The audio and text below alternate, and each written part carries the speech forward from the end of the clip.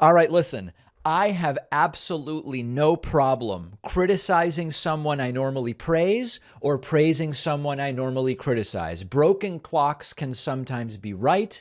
Functioning clocks sometimes run out of battery and give you the wrong time of day.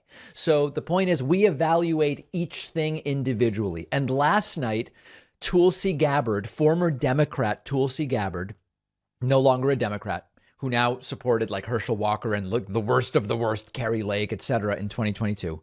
She filled in for Fox News propagandist Tucker Carlson last night, and she interviewed habitual liar Republican-elect George Santos. And I have to tell you, she really did a pretty damn good job. And my earpiece is flying out, and I want to be able to hear this, so let me tuck it back in neatly there. She actually does a good job of calling it what it is. Take a listen to Tulsi and George Santos.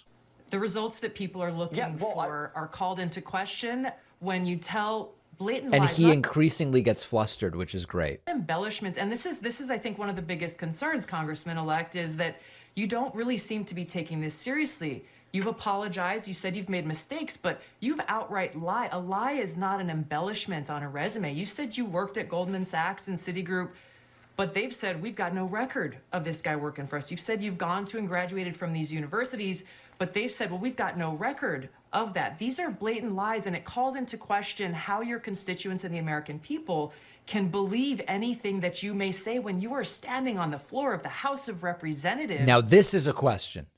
Supposedly fighting for them. That's the real issue here.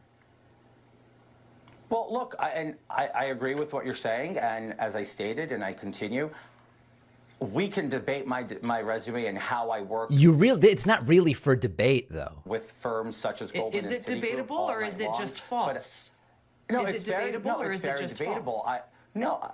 No, it's not false at all. It's debatable. It's totally sit false. down and explain to you what you can do in private equity, in capital intro, via servicing limited partners and general partners. And we can have this discussion that's going to go way above the American people's head. Yeah. It would be too complicated for the American people for me to explain why it's not really a lie for me to say I worked for Goldman when I didn't, because I worked for a company that had Goldman as a client and blah, blah, blah, blah, blah. Well, why'd you put Goldman on your resume then? That's not what I campaigned on. I campaigned on delivering results for the American people by lowering inflation. I can sit down, and if you want to have that discussion, I'd be glad to, Tulsi, to explain that to you and make sure that we settle the score.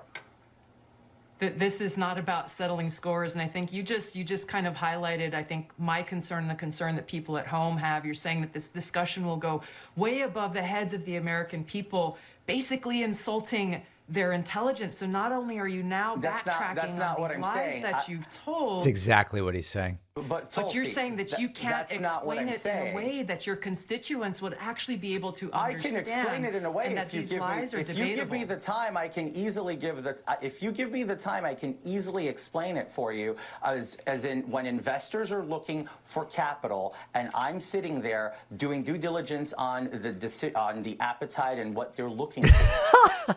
This is all to explain why he claimed to work at Goldman Sachs when he did not. When Tulsi's not buying your lies, you know you're digging pretty deep here. Here's another clip from this interview. And again, to Tulsi's credit, she confronted him and he got increasingly flustered because he's lying. To them.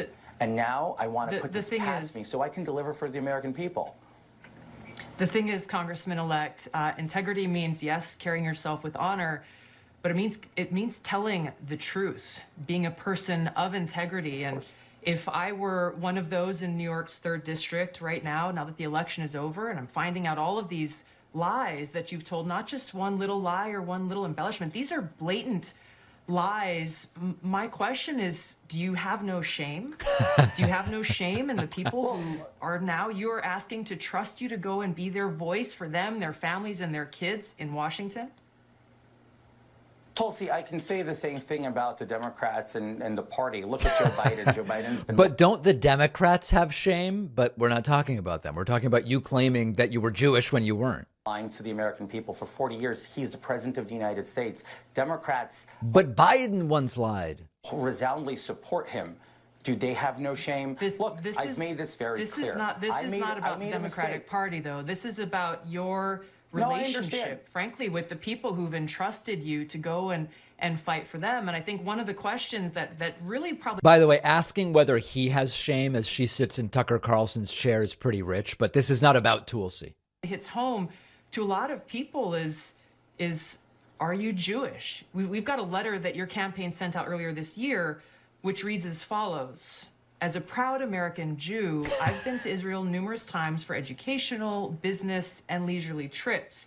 You said there in that letter that you are, quote, a proud American Jew. How do you explain that? My heritage is Jewish. I've always identified as Jewish. I was raised a practice. He just said in the other interview I played for you that he has always identified as Catholic. But here he says, I've always identified as Jewish. Catholic. I think I've gone through this. Even I've not being raised a practicing Jew. I've always joked with friends and circles, even with in the campaign, I'd say, guys, I'm Jewish. Remember, I was raised Catholic. So look, I understand everybody. Man, Tulsi is just not buying it. So good job by Tulsi. I have no problem praising her, even though I think most of her contributions to American politics are quite negative. And Santos is just so dishonest. In the earlier interview, he says, no, listen. I've always said I'm Catholic. Here he says, no. I've always identified as Jewish, but I'm also kind of Catholic and this and that, and I'm Jewish. And there's a hyphen, guys. There's a hyphen. The hyphen makes all the difference in the world. This guy should resign.